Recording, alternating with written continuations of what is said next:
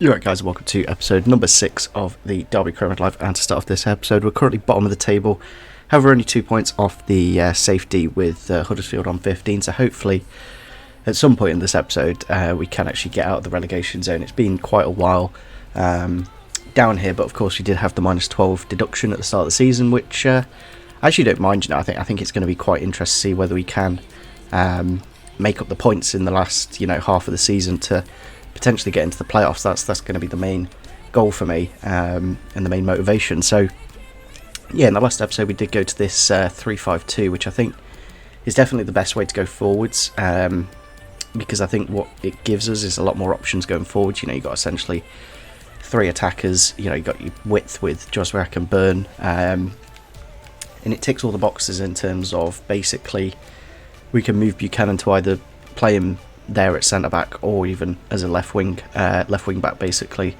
on the left hand side. But I've gone for him at centre back just because we don't really, because of the situation with Stearman, Davies and Jagielka all having essentially 30 pace and deteriorating. It obviously is something that makes a lot of sense. Also, one thing that we can do is basically bring on Ep6 on either of the wings, and I think he'd do quite well in those positions, more than like playing a 4-2-3-1 or a 4-3-3, where he's a little bit more required to score. Basically, he's only got 40 shooting, whereas in this formation it's a bit more defensive minded, and he gets the best out of him. So we did get some suggestions in between the 2 episodes. Of course, we are getting towards that January window in which where we can start to make improvements. So we do have this Belgium attacking midfielder called Yari Verashian, I think that's how you say his name. The only thing about him is if he's going to cost anywhere near that 18 million, we're not going to be able to afford him this season.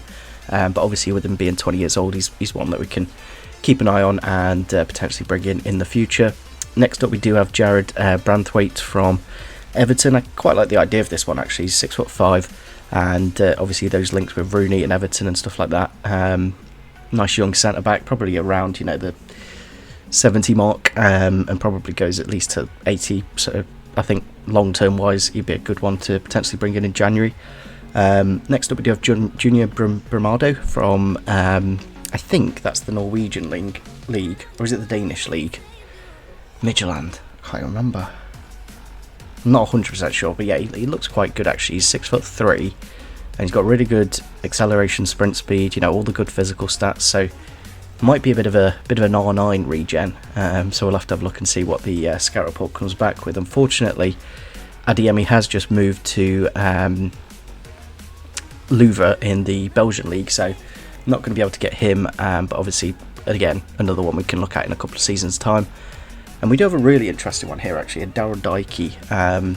He was on loan at Barnsley last season, so in terms of realism, this one makes a lot of sense, and with a 5 million release clause, you could potentially look to get him for 3 or 4 million.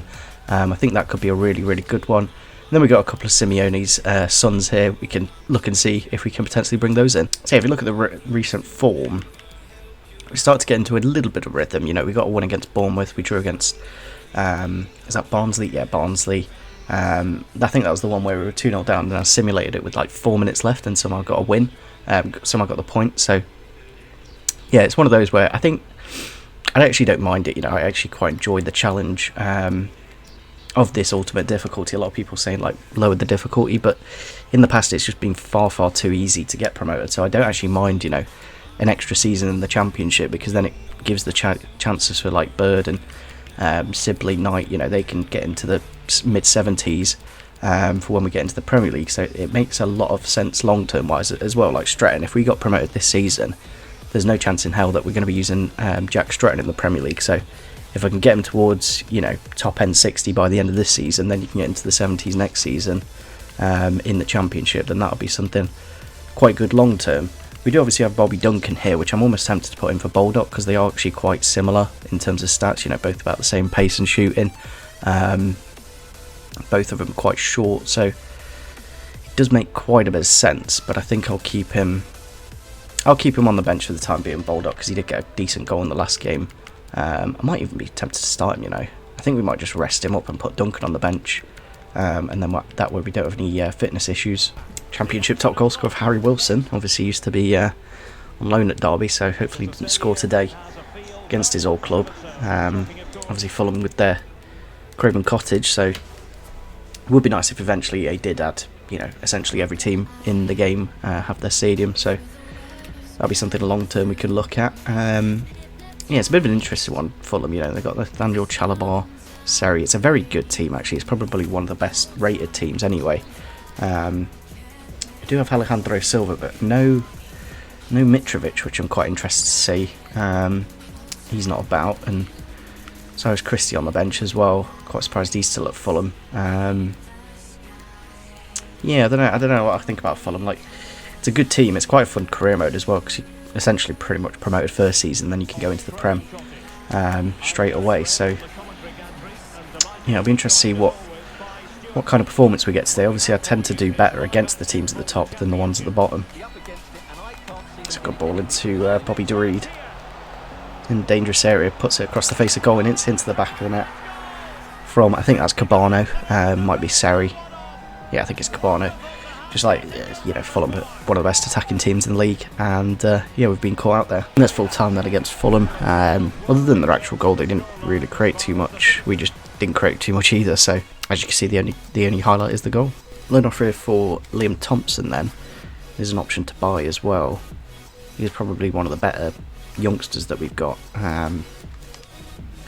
We'll just delegate with probably a short loan just so it gets to the end of the season, because he's one of those where I probably don't really need him, but it's nice to have the option if we do, potentially sell one of our players. But yeah, next game is against QPR, and as you can see, if we do win, we can't get out of the relegation zone, so we do need to start picking up some results, and getting towards January time now. Essentially, we've got one more episode after this, and then we'll be making signings, and obviously striker's going to be top of that list, because we just don't really have any goals in the team. Have a look at the QPR team then for today's game. They are playing a 5-2-1-2. What a bad show. Didn't realise he joined QPR. They've got Rob Dickey, who's probably top goal scorer in the league at the minute. Lee Wallace as well. There's a few players at the team. Obviously they've got Andre Gray, Dykes, and Charlie Austin as a pretty good strike combinations they've got at this team. Also got Chris Willock, and it's an interesting one. QPR, they've got a team that actually has some quite decent players in, so it might be quite a tricky game, but since we are at home, hopefully we can get the 3 points. Got to go. Just wide. Thought for a minute that was going in, but at least we're getting a few chances here in the first few minutes. That's a good ball into Austin. Got to be careful here not to concede the last minute against QPR. That wouldn't be the greatest of history. There we go, there's full time. I think, 0-0. I'll take the point, but I think we did deserve a win in the end. I think we had quite a few shots. As you can see, we had 9 shots, and I don't know. I felt we deserved the win in that game, but we just don't have anyone to score a goal. So I've accepted the short-term loan for Thompson, so I'm interested to see what we can potentially look to do in terms of business. Obviously, we'll be bringing in a few players in January, so hopefully that way. There we go, 60-40, so happy days, yeah. Just getting a bit of game time, really. We haven't really had the chance to use them yet, since we've got like Shinny, Bird, Knight, Bielik, and it's probably one person that I'm forgetting as well, but we have got a few scout reports back, which is good to see. Yeah, we are getting to that situation where things are starting to fall apart because of our league position. 66 rated for the new centre back, which I don't actually mind at 19 years old. As long as he's got relatively decent pace, okay strength, and a lot of potential, then that's the main part of the deal. Haven't quite got those scout reports back on the new players that we've added to the shortlist, but yeah, there's plenty of players here. So I'm sure once we get into January, we can start doing some business. So yeah, next game is against Bristol City, who are 16th on the table. Obviously, Chris Martin and Andy Vyman more than likely going to play for them. So I think I might put Sibley back into the cam position. I think I did quite enjoy him in that last game. I think I'm close to finding what we need to do to kind of get some goals. It's just the creativity-wise, it's just super difficult. I think I might just put Colin Kazim-Richards on the bench just so we got a focal point if we need one late on. But yeah, until we get to January and we sign a new striker, it's just going to be super difficult to really do anything regarding goals. We are then at Ashton Gate against Bristol City. Be interesting to see if, as I said, either Andy Vyman or Chris Martin are playing, and it doesn't look like they are. Both on the bench, which I'm quite surprised to see. Wouldn't actually mind Andy Vyman, to be honest, in the January window. He's quite a good, versatile player. He can play up front or out wide. Yeah, they do actually have Nigel Pearson as the manager at the minute. He did obviously manage Derby a few years ago, but there are a few weaknesses in this team. Not the best of centre backs, so potential chance to capitalise there. Can't win this header straight on. Oh, what a start! What a start against Bristol City. Really good ball from Byrne and a great header from Jack Stretton. Obviously, hasn't scored too many this season. I think it will tell us off the top of my head. I can only really think of maybe one or two other goals. Yeah, just played it out wide to Byrne and then a bit of space for Stretton, and yeah, just find the back of the net. Yeah, two goals in 13 matches. It kind of tells you the problem that we have had at the club. It'd be funny if he starts scoring quite a few goals now, just before we get to January, where we're going to be bringing in a striker. But I need another one anyway, because I can't play with one striker if at the minute we've got no strikers in my head. We've got a youth striker in Stratton and Lawrence playing as a striker. That's the only thing I'm not 100% sure what I'll do with when we bring in the strikers, where Lawrence will actually go. Please get on the end of that, Burn. That's a great goal. Oh, winning 2-0. I can't even remember the last time we were winning 2-0, but Nathan Byrne with a great run there. Great ball from Jozwiak, and yeah, in a really good position starting off this game. I'm not too sure. I'm sure he was offside for a minute though. Yeah, it does feel like it was offside, but clearly not. Really well-timed run, and yeah, it's been very rare since we last won a game, and the wins that we have got have been 1-0 wins. So if we could somehow keep this clean sheet now, happy days. That's a great ball. Oh, and there's 2-1. You just know it's going to be like so difficult, especially away from home, to keep the clean sheet. We did well against, to be fair, other than the goal against Fulham, we've done quite well. Like, we basically haven't conceded until that goal. Yeah, really good ball, to be fair. Roos maybe could have got across a little bit faster, but very difficult to save anyway. And yeah, it does make the game quite interesting now. Go on. Oh, go on. Oh, he's actually done flipping out. What a goal. I thought the defender would just get it, but he somehow got his way through there, and he's he's gone from 1 goal to 3 goals for the season in this one game alone. So that's what it takes though sometimes, just a little bit of luck, and you can get yourself a couple of goals and get in some good rhythm. But yeah, I don't know how 26 there didn't just get the ball. I thought he had it, but yeah, on his weaker foot, Stratton does make it 3-1 just before half time. Starting to get a bit stretched out now. Chance here at the back post. Just get the delivery in with the shot, but Roos is there with the number of saves in this game. Actually, I think he's made a good 4 or 5 to prevent goals, so could be a very different game. Chance here through the middle. Ooh, they have scored in the last minute. Not too sure what I was doing with Roos, to be honest, bringing him out so far, but hopefully there isn't enough time to get that third goal. But yeah, I thought I'd bring the keeper out, but then he did quite well to slow it down, and then brought it back. That's just how difficult it is on Ultimate, but it's essentially just whatever added time is remaining.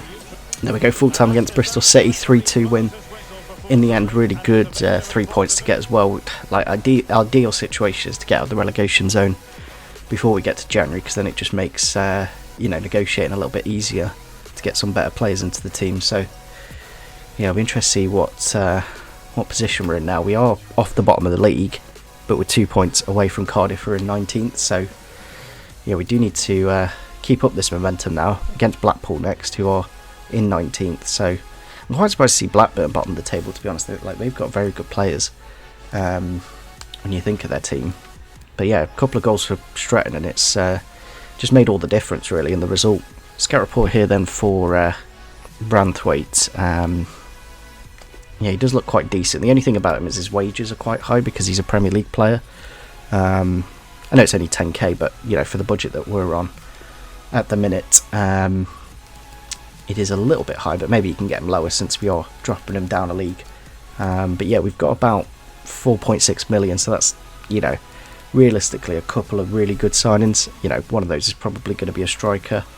I'm tempted to simulate this. I didn't realise Keogh actually got the captain's armband at Blackpool.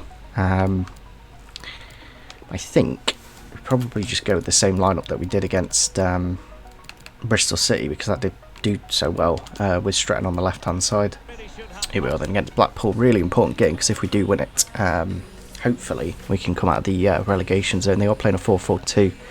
Stuart Moore, who's 59 rated, so good chance to potentially score some goals. Obviously Richard Keogh coming against his old club. Bowler, Dale, Carrion, Stewart as the midfield four, then Lavery and Jerry Yates. It's not the strongest of teams, let's be honest. There's nothing incredible in this team, so I'm not too concerned. So, you know, they've got Dujon Sterling's quite decent at right back, but other than that, not really anything to too much worry. But yeah, it was about getting that early start, you know, against Bristol City. The early goal from Stretton just made the difference. Even after that last game, we're still a goal behind, getting a goal per game. Maybe that includes this game, to be fair, but thought it was an early start there for Blackpool. But yeah, like, just scoring 3 goals in the last game just makes the world of difference, because it gives you the confidence that you can actually go out and score a few goals against a decent team.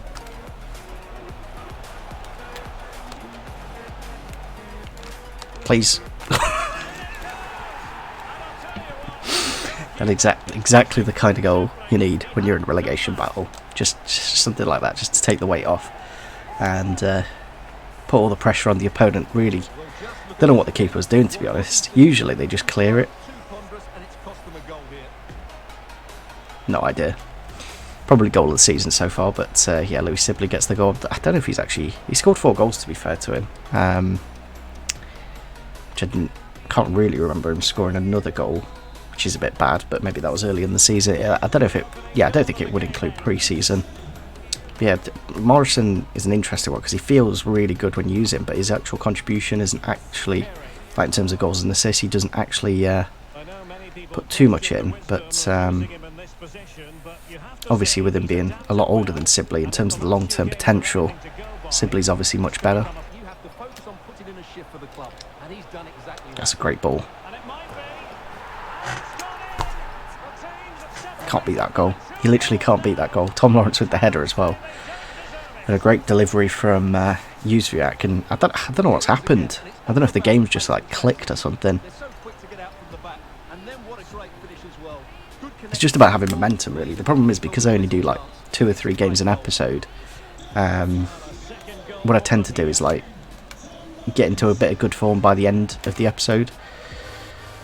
So yeah, we lost the first game against Fulham, drew against QPR, and now we've got potentially a couple of wins on the bounce to end it off. So yeah, I think maybe just having, I don't know, some kind of warm-up game would help before I actually go into these games, because obviously on Ultimate it is quite difficult. Our next game is actually against Cardiff, who are just above us, so not too sure what their current result is against whoever they're playing. So potentially we could come out of the relegation zone in the next game, or potentially this one. Come on, nice and easy goal, can't complain with that. Yeah, like, the difference is when you get into a situation where you put the AI in the back, you know, the back foot, and you're winning by 2 or 3 goals, basically they just go all out attack. It's just getting over that line and getting the first 1 or 2 goals is just the massive part of ultimate difficulty. So yeah, as you can see here, we're just flying through now with Sibley. Chance here in the box. There goes the clean sheet. I wish I kept it, but yeah, they haven't really done much. It kind of just shows you that when they do get chances, they will score them literally out of nowhere. Did that guy hurdle the ball? Yeah, he literally jumps out the way.